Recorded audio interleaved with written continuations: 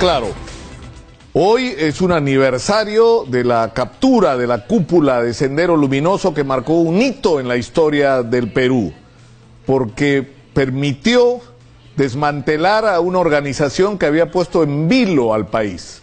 Gracias a la acción de Sendero Luminoso no solamente murieron más de 70.000 personas en el Perú, según el informe de la Comisión de la Verdad y la Reconciliación, sino que las pérdidas económicas fueron gigantescas simplemente. El Perú perdió décadas gracias a la acción de Sendero Luminoso, a la acción destructiva de la economía de Sendero Luminoso, porque no solamente destruyó torres, sino que convirtió zonas del país en lugares donde era imposible planear y desarrollar cualquier tipo de actividad económica que significara el progreso para la gente que vivían ahí. Y el problema que tenemos ahora es que esta guerra no ha terminado. Y hay gente que no termina de entenderlo. Y que esa derrota de la cúpula de Sendero Luminoso fue un capítulo que debió tener otros luego, para terminar la guerra contra esta organización y destruirla completamente, ¿no?, como una posibilidad futura para los jóvenes en el Perú. Y lo que tenemos hoy son señales de alerta sumamente graves. El Movadef, que es una organización que pretende actuar legalmente, es una organización creada por iniciativa de Abimael Guzmán, porque él es consciente de que hoy no puede tomar el poder por la vía violenta. Entonces, ¿qué es lo que él quiere hacer y él lo que trata de hacer? Influir sobre la sociedad, reclutar cuadros que defiendan sus ideas y que le permitan que en determinado momento en que la situación lo permita, volverse a lanzar a la lucha por el poder a través de la acción armada e imponerle a los peruanos una dictadura, porque a eso no han renunciado. Se han visto obligados a retroceder por el golpe que les dio el Grupo Especial de Inteligencia en la ciudad de Lima y en otras ciudades del país, y por el golpe que le dio las Fuerzas Armadas aliadas con las autodefensas campesinas en el campo, porque ocurrieron estos dos fenómenos que fueron determinantes para la derrota de Sendero Luminoso. Pero hay que ser conscientes de que estamos enfrentando un tema que no tiene soluciones puramente, digamos, judiciales o policíacas en el peor sentido de la palabra, sino que requieren del uso de inteligencia. Necesitamos saber cómo está organizándose esta gente ahora, qué pasos se están dando, cómo está funcionando sus nuevos cuadros directivos, cómo están trasladando la información y las instrucciones que Abimael Guzmán puede dar desde la prisión a sus dirigentes que están fuera. ¿Qué planes tienes? ¿Qué pasos se están dando en cada uno de los sectores sociales donde pretenden intervenir? Pero eso es un lado del problema. El otro lado del problema es que el caldo de cultivo sobre el que Sendero Luminoso se puede construir es decirle a los jóvenes: miren esta sociedad, miren estos políticos que son unos corruptos, miren los niveles de ineficiencia. Es decir, ese discurso en el que pretende, ¿no es cierto?, cabalgar a Abimael Guzmán y sus dirigentes, es un discurso que tiene que ser hecho por los líderes de la sociedad, que tienen que asumir de manera autocrítica que no se ha corregido los graves problemas sociales que el Perú vive. O sea, somos un país donde hay en Lima 1,5 millones de personas que no tienen acceso al agua potable, Dios mío, después de lo que hemos crecido. Miren cómo está la educación, la salud, la infraestructura, lo que significa moverse en la ciudad de Lima de un lado para otro para un trabajador promedio. Es decir, es insostenible esta situación y tenemos que corregirla, porque en la corrección de las cosas que están funcionando mal está el principal instrumento para derrotar a Sendero Luminoso: el progreso de la gente, la educación de la gente, el darle futuro a la gente, el darle oportunidades a los jóvenes. Es la principal vía para impedir que ocurra lo que lamentablemente ha ocurrido. Han reunido más de 500,000 de firmas para el Movadef y para el FUDEP, esta otra organización, casi 1 millón. Es decir, hay gente que todavía está pensando que esta corriente absolutamente radical y destructiva podría ser una alternativa de solución para los problemas del país. Entonces hay una batalla política que dar, pero la gente que está haciendo política hoy no está calificada para dar esa batalla. Lamentablemente no está calificada, y eso me lleva a mí a la conclusión reiterativa de que en el Perú hay que construir una nueva clase dirigente basada en gente decente, en primer lugar, que no sean ladrones, que no vean el llegar a la política como una manera de enriquecerse, y que en segundo lugar tengan ideas de cómo transformar este país tan rico en un país del primer mundo. Soy Nicolás Lucar, esto es Exitosa. Nuestra pregunta el día de hoy: ¿cómo debemos enfrentar al Movadef, a Sendero Luminoso? ¿Qué piensan ustedes que debemos hacer al cumplirse, cuántos años ya? 26 años de la captura de Abimael Guzmán. Y hemos invitado precisamente por la fecha que conmemoramos el día de hoy al coronel Benedicto Jiménez, ex jefe del Grupo Especial de Inteligencia, y al coronel Julio Becerra, que en su momento fue el agente Ardilla, ¿no? Y que tuvo una participación directa y activa en la captura de Abimael Guzmán. Bienvenidos. Gracias por la invitación, Nicolás, muy amable. Me siento muy honrado de tener acá como acompañante a Julio Becerra, Ardilla. Cuando llegó al GEIN era un alférez, como tantos alférez llegaron en ese entonces. Ahora lo veo convertido en un coronel y manejando y dirigiendo una gran división de investigación criminal en el Cusco, dando resultados y éxitos. Una cuestión que me halaga, me honra como jefe del GEIN que fue, aplicando los conocimientos. Hoy día es un día muy especial, no solamente porque es el aniversario, 26 aniversario de la captura de Guzmán, sino porque ayer se dio una sentencia ejemplar, reivindicativa y una alerta para aquellos grupos que todavía están como rezagos en el brain, como decirle: mira, si tú continúas, te espera la cadena perpetua. Vas a terminar así. Cadena perpetua. Con el terrorismo uno no puede demostrar debilidad, flaqueza. Está bien, la cadena perpetua es ejemplar.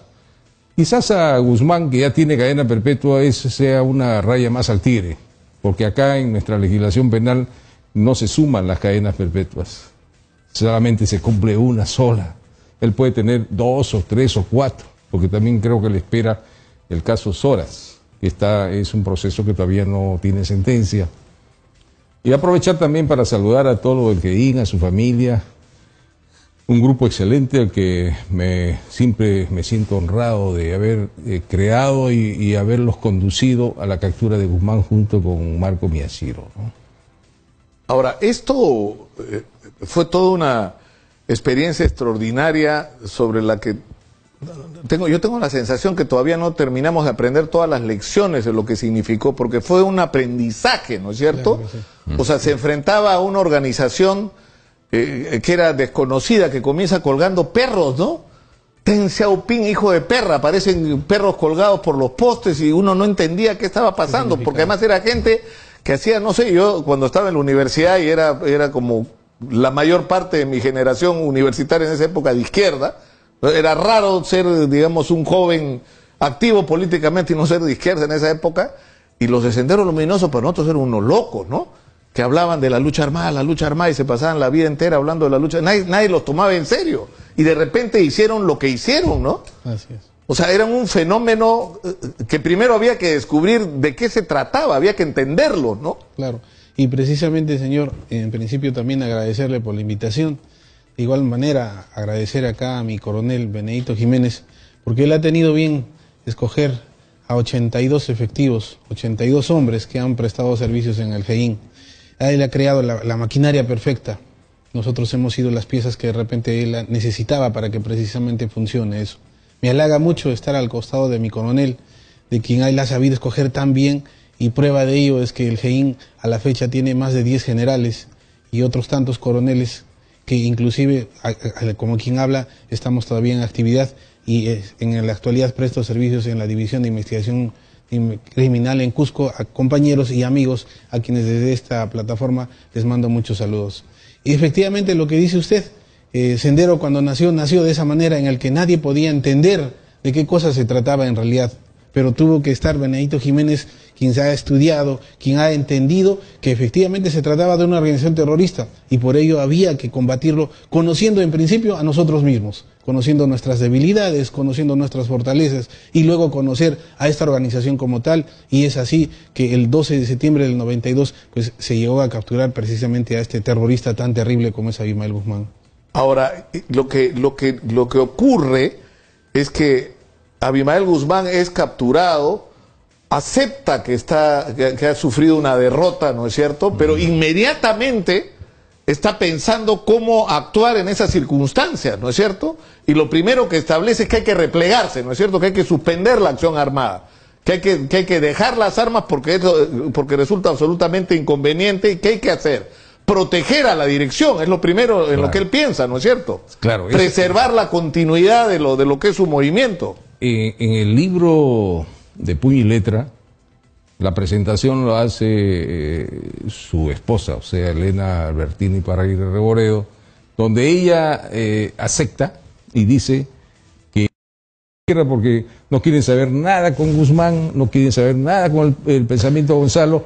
Ellos se consideran un militarizado Partido Comunista del Perú, o sea, se han separado. Claro, pero son un grupo que no ha logrado extender su marco de acción del BRAM, ¿no es cierto? Claro, han terminado asociados al narcotráfico con una narcodependencia absoluta, pero eso plantea una discusión que yo recuerdo, porque yo en esa época, o sea, yo había seguido la historia, yo me acuerdo de Benedicto cuando tenía el pelo negro, ¿no? Y le decían el árabe, ¿no?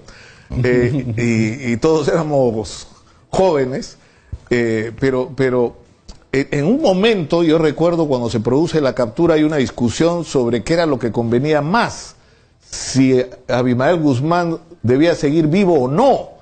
Y entiendo que incluso hay una disputa desde el establecer un decreto de excepción que permitiera el fusilamiento de Abimael Guzmán, hasta quienes decían que en un traslado se trató de escapar y murió en el intento, ¿no es cierto? Desde formalizar de alguna manera legal la aplicación de la pena de muerte.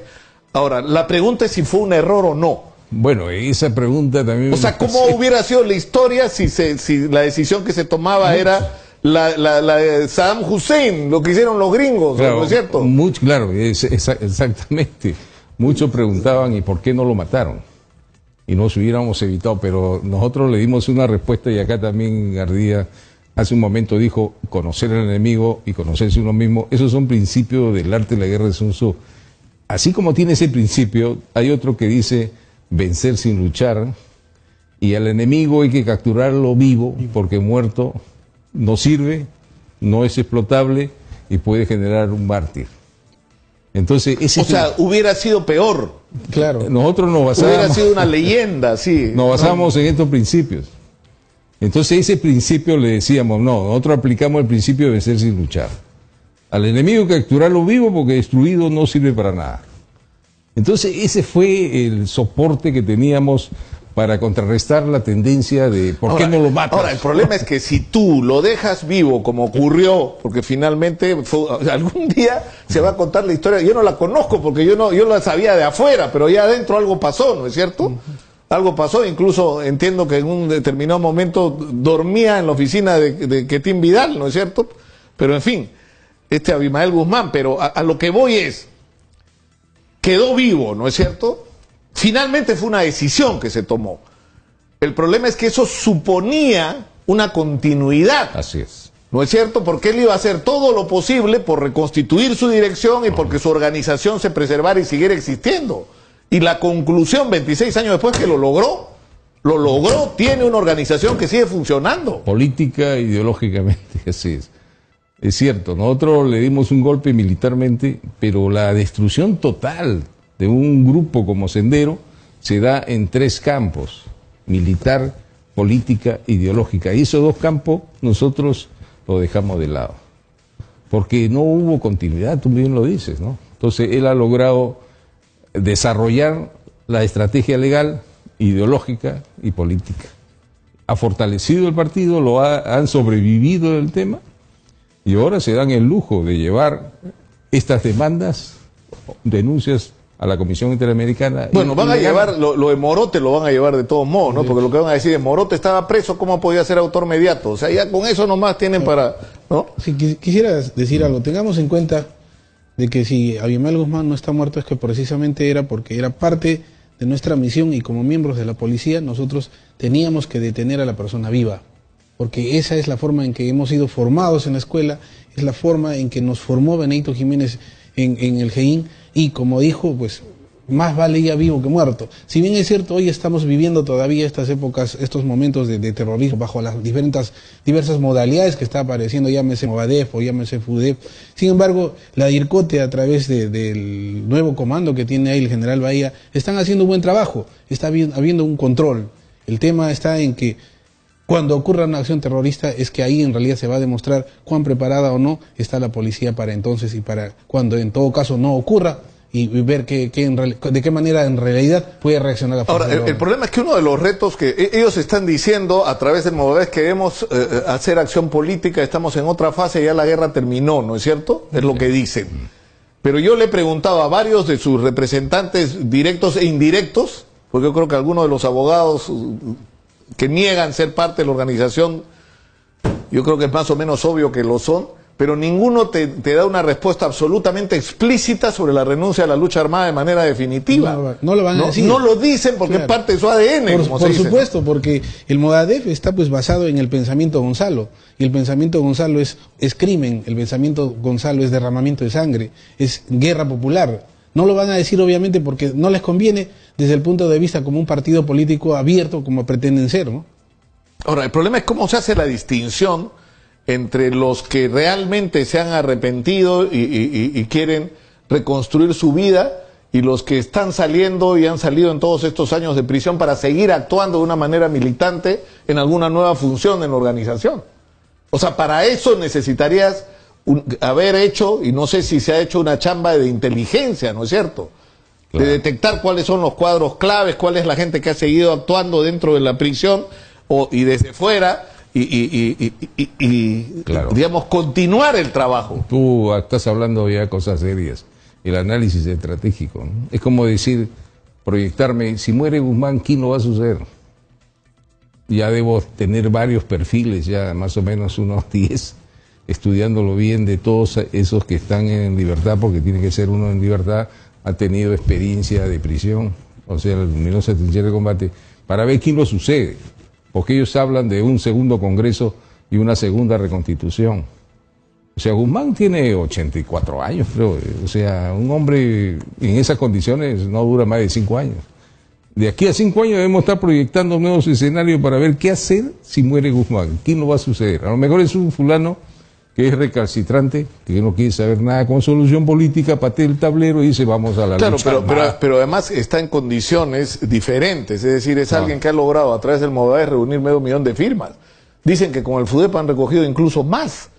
Es decir, ponte que no todos los que han recogido firmas, o sea, porque es evidente que no lo son, pero Dios mío, que el 10% de esos sean gente capaz de tomar una acción militante, estás enfrentando un fenómeno de 50, 80,000 personas.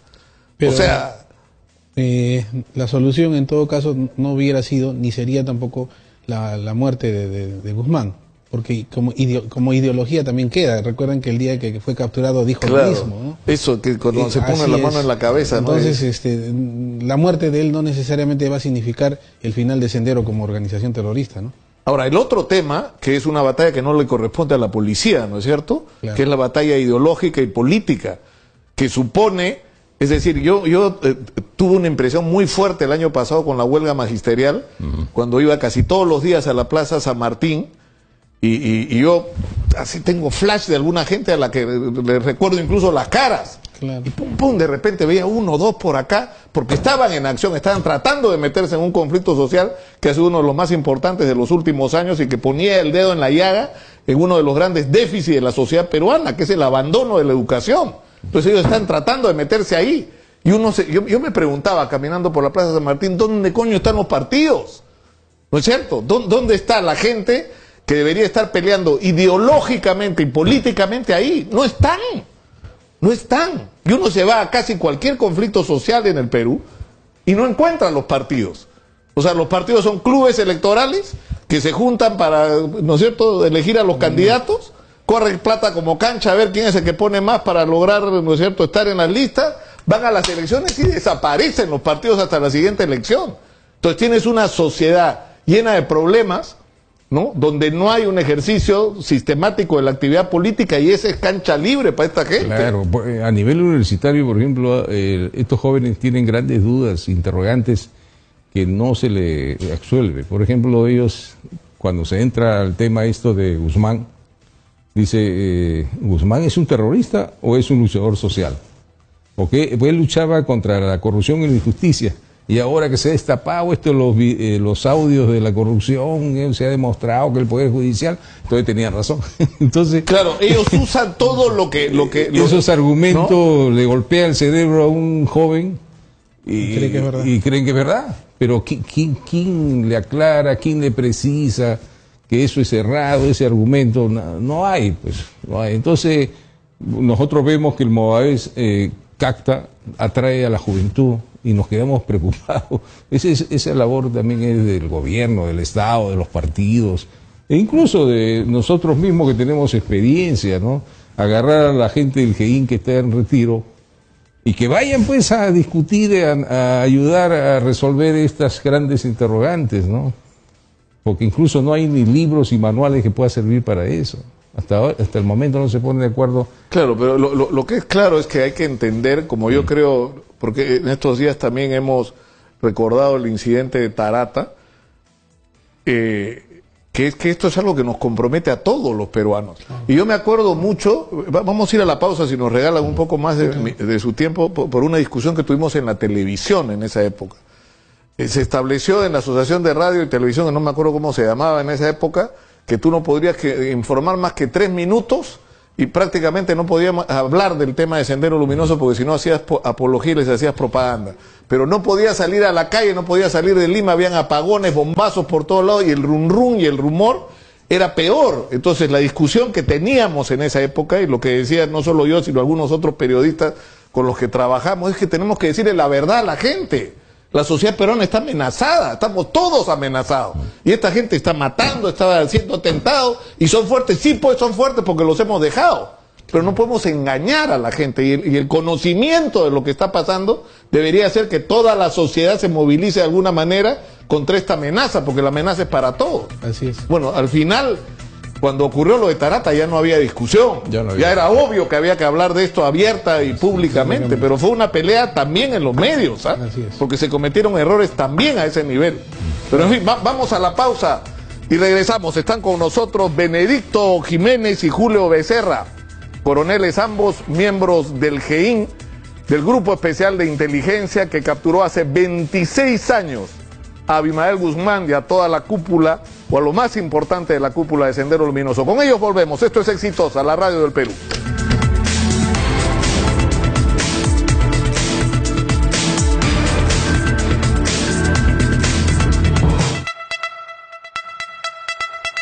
Ya regresamos con...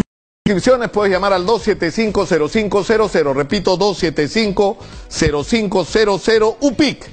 Excelencia académica para un mundo globalizado. Están en nuestros estudios el coronel Benedicto Jiménez, él está en situación de retiro, él fue el organizador del Grupo Especial de Inteligencia que destruyó las direcciones de Sendero Luminoso y del MRTA en su momento. Está con nosotros también el hoy coronel Julio Becerra, que en su momento fue el agente Ardilla, un hombre clave en la captura de la cúpula de Sendero Luminoso y sobre todo de Abimael Guzmán. Y tuvimos una comunicación con la oficina del fiscal de la Nación, y él está en la línea, está el doctor Pedro Gonzalo Chávarri en la línea. Muy buenos días, doctor Chávarri. Muy buenos días, señor Lucar, muy buenos días. Nos estamos comunicando porque, y esto la gente no lo conoce, usted tuvo en algún momento una relación con el Grupo Especial de Inteligencia que en estos días recordó Benedicto Jiménez a través del Facebook. Claro, así es, precisamente aprovechando la presencia del coronel, quiero expresarle un saludo muy especial. Y yo digo muy especial porque yo como fiscal provincial en ese entonces, en la década del 80, hemos trabajado con él cuando él en su etapa era mayor de la policía y conocí perfectamente de las limitaciones que tenían para efectuar su trabajo, pero sin embargo, con esa mística, esa valentía, ese espíritu de policía valiente y responsable de la democracia, trabajó conjuntamente con muy buenos policías en ese entonces, y como reitero, a pesar de las limitaciones, trabajó de tal manera que lograron pues el resultado que todo el Perú agradece. Ahora, nos estaba comentando Benedicto. Sí. Doctor Chávarri, agradezco sus gentiles palabras.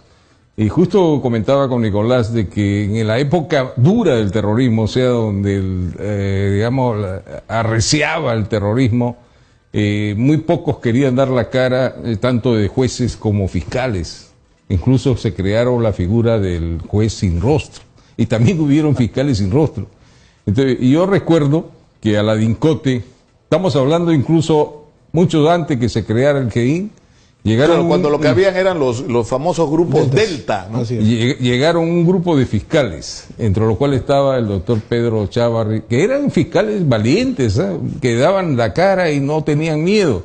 Yo recuerdo al doctor Chávarri, a quien le envío un saludo y mi respeto, también a la doctora Magda Atto, por ejemplo. Había otra doctora, la Chávez, que estuvo en la primera intervención de la Casa de Buenavista, una fiscal que fumaba como chino en quiebra. ¿Sí?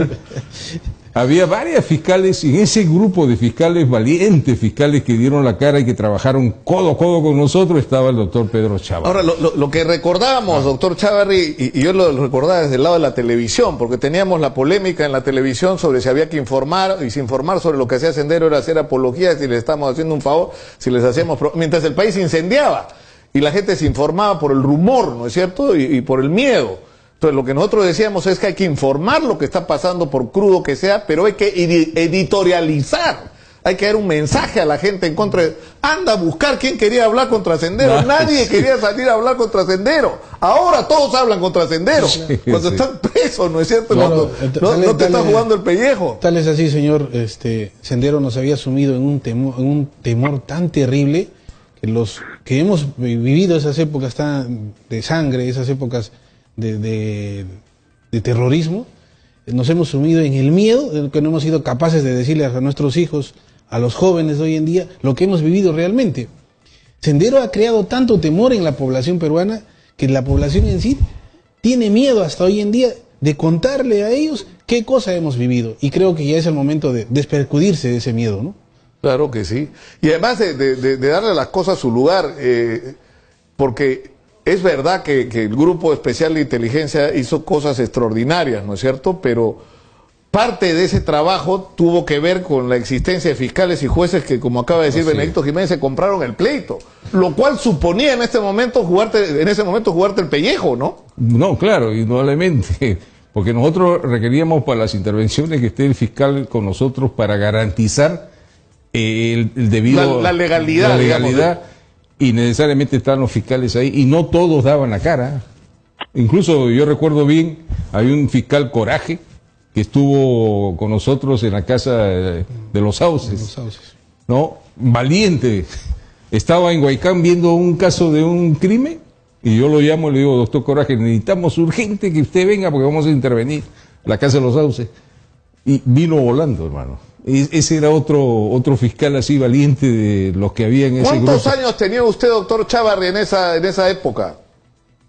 Bueno, realmente voy a reiterar el espíritu que en ese entonces reinaba en el grupo tan pequeño que era, recuerdo, el grupo GEIN, pero a pesar de esas limitaciones, pues recuerdo el mayor en ese entonces, Benedicto, que con las limitaciones realizamos trabajo bastante importante con los fiscales que en ese tiempo estamos luchando contra esta lacra, contra esos terroristas que tanto daño causó al país.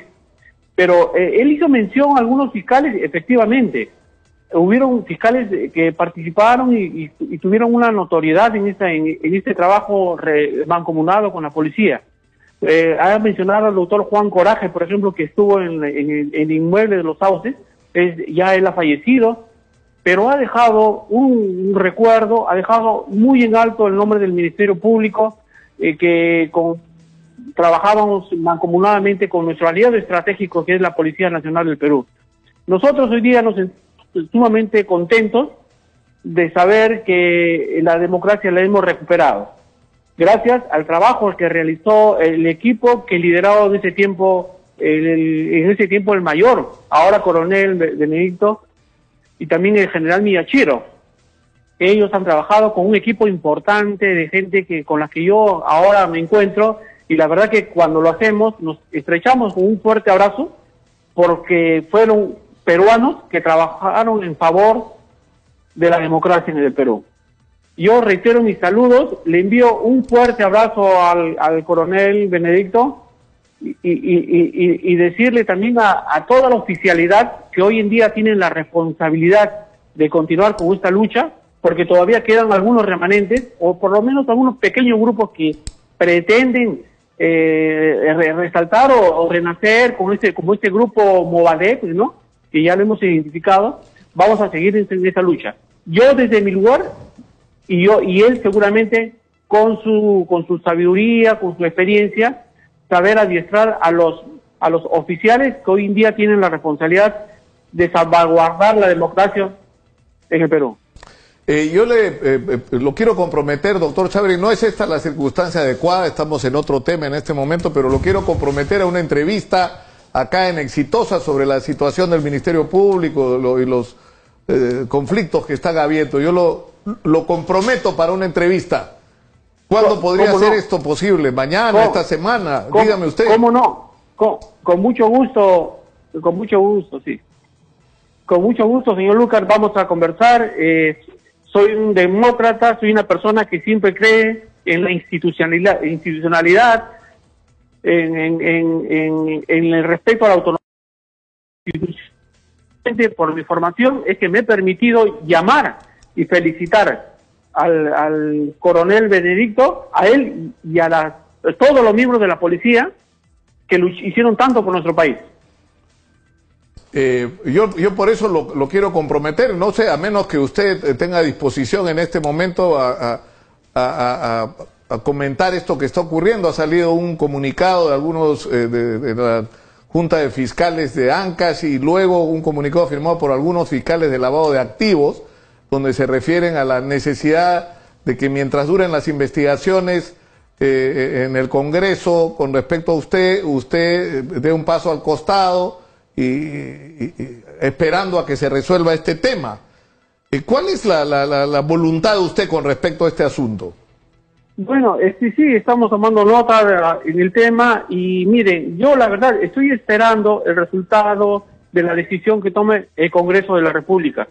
Como ustedes bien saben, el Consejo Nacional de la Magistratura no está funcionando, no está en actividad, y por lo tanto son los miembros del Parlamento los que tienen que resolver la situación que venimos atravesando. Pero desde ya nosotros seguimos trabajando, seguimos en la lucha contra la corrupción, ya tenemos nuestros equipos que están trabajando a nivel nacional e internacional y que nos van a dar un resultado óptimo, y vamos a cubrir con las expectativas y sobre todo con el trabajo que vienen realizando. Lo que sí le puedo anticipar que vienen novedades y que va a ser la mejor demostración de que el Ministerio Público sigue trabajando en la lucha contra la corrupción. Usted ha señalado, doctor Chávarri, que por lo menos parte, o sea, porque a mí me ha llamado la atención el hecho, yo creo que puede haber gente bien intencionada, crítica a usted, puede haber gente que, digamos, cuestiona su permanencia en el Ministerio Público por sus supuestos vínculos con Keiko Fujimori, con el fujimorismo y el APRA, pero también, y usted ha llamado la atención sobre esto, usted ha dicho que hay gente que quiere que usted salga del Ministerio Público porque quiere bloquear las medidas contra la corrupción que usted está tomando desde su despacho. Claro, yo tengo entendido que son pequeños grupos que están aprovechando esta situación, porque usted sabe que como montón de institución hay personas que están y otros que no lo están, de acuerdo con el trabajo que se desarrolla. Nosotros, sin embargo, seguimos trabajando. Yo siempre he dicho que nadie es imprescindible en una institución, ninguna persona. Pero lo que sí luchamos es en la marcha la continuidad. Que exista una política de trabajo y que venga quien venga, pero que continúe este trabajo que para nosotros es importante, que es la lucha contra la corrupción. Bueno, yo le agradezco mucho, doctor Chávarri, lo comprometo para una entrevista que coordinaremos con su oficina de prensa lo antes posible para hablar extensamente sobre este tema. Un fuerte abrazo, señor Lucas, y también un saludo muy importante para el coronel Benedicto Jiménez, y decirle que siempre estamos presentes en la lucha contra el terrorismo. Muy amable. Muchas gracias, doctor Chávarri. Justamente la gratitud es importante. En la mañana que hablaba con un radio exitoso de Huancayo, nosotros, Geín también estuvo en Huancayo haciendo un operativo una vez, ¿sí o no? Así es, Desbaratamos 2 células ahí y agarramos al mando político en el Geín en Huancayo. Entonces ellos decían, ¿y Fujimori qué tiene que ver en esto? ¿No? O sea, en la lucha contra el terrorismo. Yo le dije, bastantes, porque cuando se cierra el Congreso se genera una ley seccional de lucha contra el terrorismo y se crea la figura de traición a la patria. Y gracias a esa figura legal cayó en septiembre Guzmán y esa ley había salido en mayo y se le aplicó la ley de traición a la patria en 3 meses. En un proceso sumario ya estaba en la isla ya Guzmán. La ley de arrepentimiento también se dio, nos ayudó mucho. Eso fue un instrumento clave, ¿no? Que es lo mismo que está ocurriendo ahora a otro nivel con respecto a la corrupción, con la colaboración eficaz, ¿no? Claro. O sea, que se convierte en un instrumento que tú puedes usar para, ¿no es cierto? Esa ley fue dada, se había dado la ley ante la captura, pero no funcionaba porque Guzmán seguía fuerte. Apenas cayó, entonces comenzaron a arrepentirse y a acogerse a esa ley. La caída de Guzmán fue gravitante para la aplicación de esa ley de arrepentimiento y vino la debacle. Pelotones y compañías se acogían a la ley de arrepentimiento. Pero si no hubiese caído Guzmán, esa ley no funcionaba. Ahora fue oportuna. Pudo ocurrir, coronel Becerra, y esto es parte de la historia también, que cuando se estuvo el primer antecedente, digamos, de la captura de Abimael Guzmán fue en la casa esta, ¿cómo se llama? Buenavista, ¿no es cierto? Donde se había producido un evento y donde por un problema de coordinación finalmente, ahora, ¿qué hubiera pasado ahí? Porque la captura hubiera ocurrido durante el gobierno de Alan García, ¿no? Pero ¿no? En todo caso no tiene nada que ver quién estuviera de gobierno o no. Eso es a lo que voy, ¿no? Entonces el tema básicamente es policial. Y como usted dijo hace rato, la policía ha cumplido su misión fundamental, que era detener a los terroristas, principalmente a Abimael Guzmán. El resto, las demás personas que les corresponde hacer su deber, creo que no han hecho.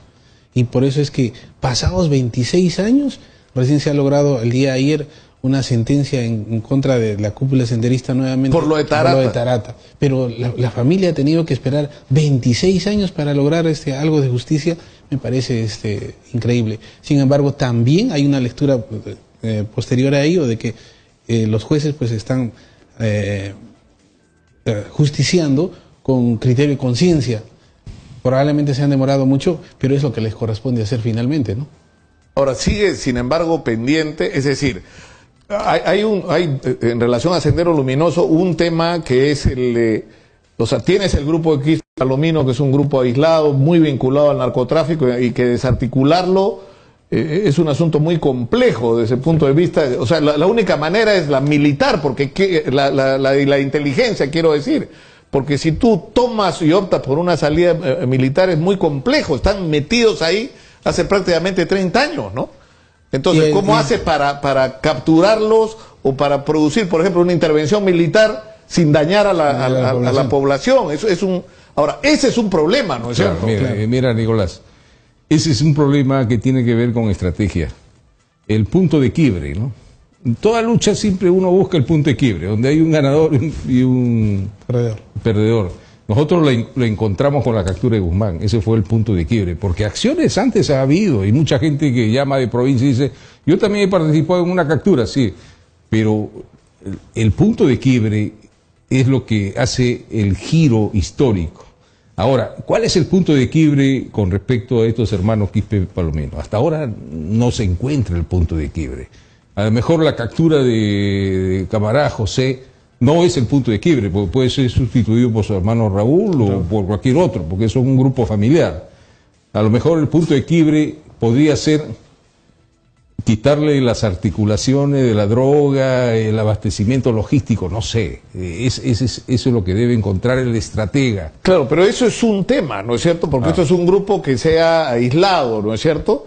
Pero tienes el otro tema que yo creo que es el más preocupante en el largo plazo, que es la organización que dirige a Abimael Guzmán, ¿no? Y que tiene toda una red montada en la sociedad y que está ahora en una fase de reclutamiento. Lo que están haciendo es propaganda, difundir su ideología y reclutar gente, ¿no es cierto?, creando organismos de fachada, de organismos que le permitan actuar en la legalidad. Claro, y lo que te dicen es, nosotros no somos terroristas, no estamos cometiendo ningún delito. Y es cierto, desde el punto de vista, digamos, de la...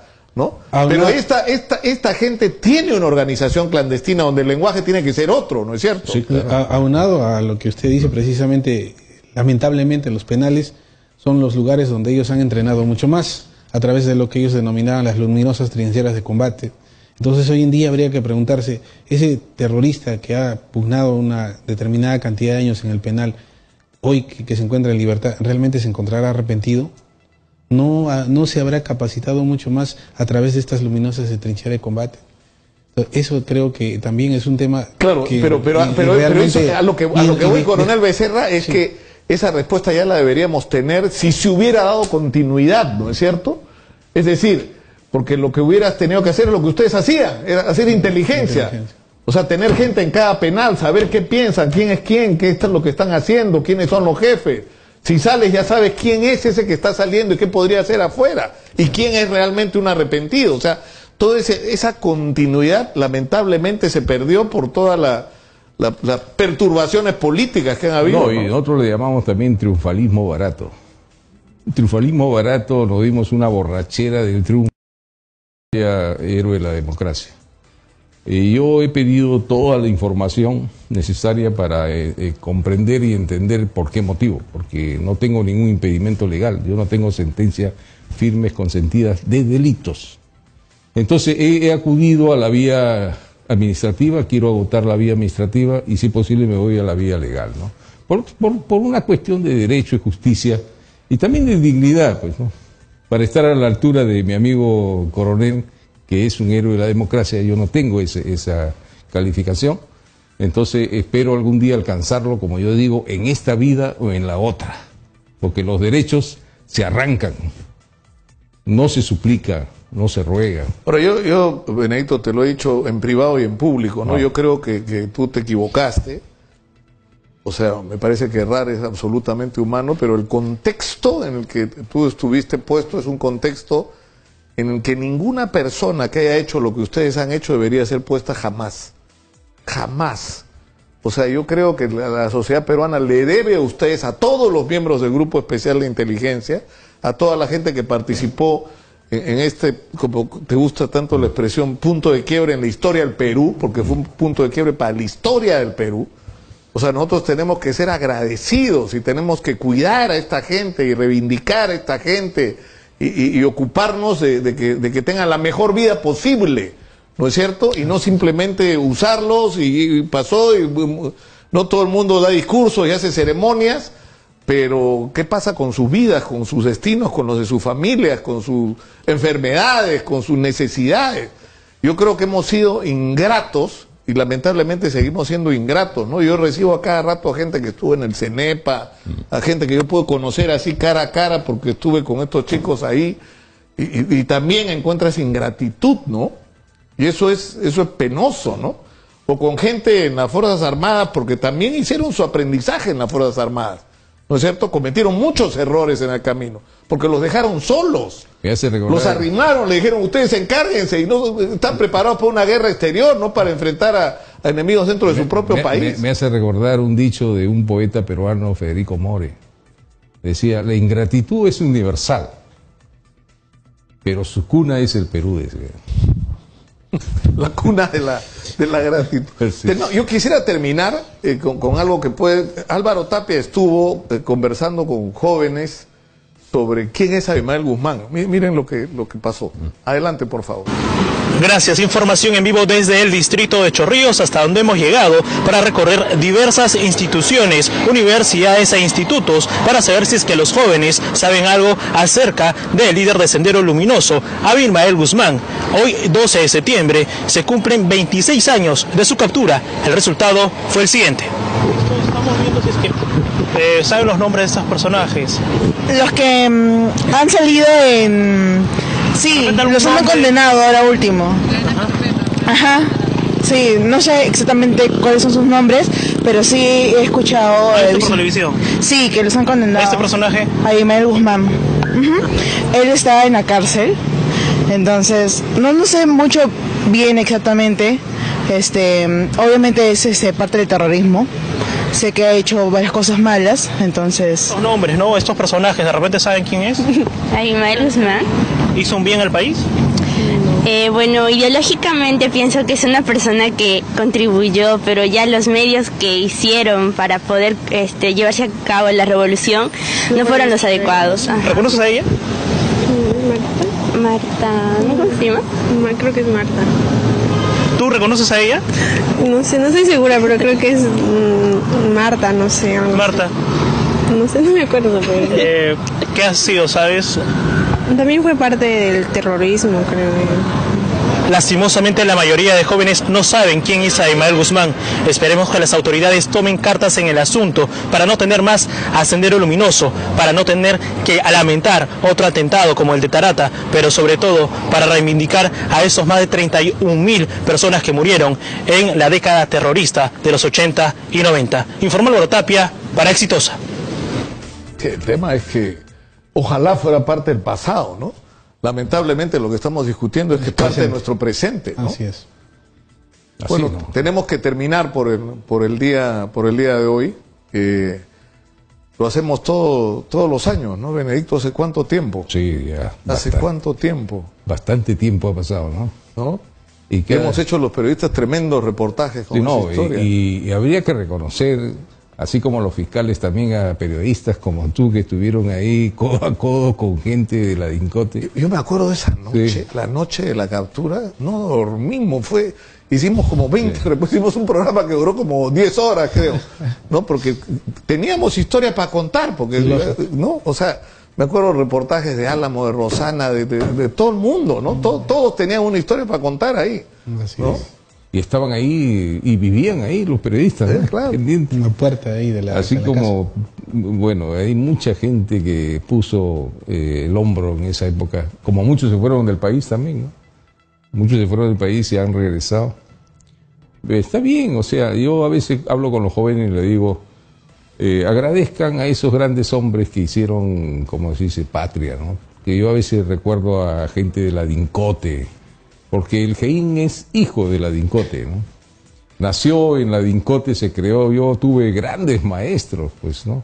Y siempre los menciono, porque están en vida, otros han muerto, como Javier Palacios Ortiz, por el negro, que tú lo conociste. Perfectamente. Después Rodrigo Samaniego Baldión, que era un hombre excelente en seguridad del Estado, porque de ahí salió la DINCOTE. Claro, de seguridad del Estado sale la DINCOTE, claro. Y la DINCOTE hace los deltas y luego se forma el grupo especial. Otro era el coronel Mato Teacher, que era un tipo, un líder, un carácter tenía, y a nosotros como jóvenes nos mandaba, ya vayan a trabajar. Así como él, muchos jefes han muerto, han fallecido. Esa gente nos enseñó, nos preparó así. Bueno, yo les agradezco una vez más por estar con nosotros y ojalá que esto no sea una reflexión que hagamos cada aniversario, sino que seamos conscientes de que esto es una amenaza vigente y que la policía puede y tiene que hacer su trabajo y la va a hacer como la ha venido haciendo, ¿no es cierto? Así es. Los miembros de las Fuerzas Armadas también van a hacer lo suyo cuando les toque, pero la principal tarea, sobre todo en una circunstancia como esta, donde hay una batalla política por transformar este país, hay una batalla ideológica por la vigencia de los principios de la democracia, no es ni la policía ni las Fuerzas Armadas la que tienen la principal responsabilidad, sino los políticos.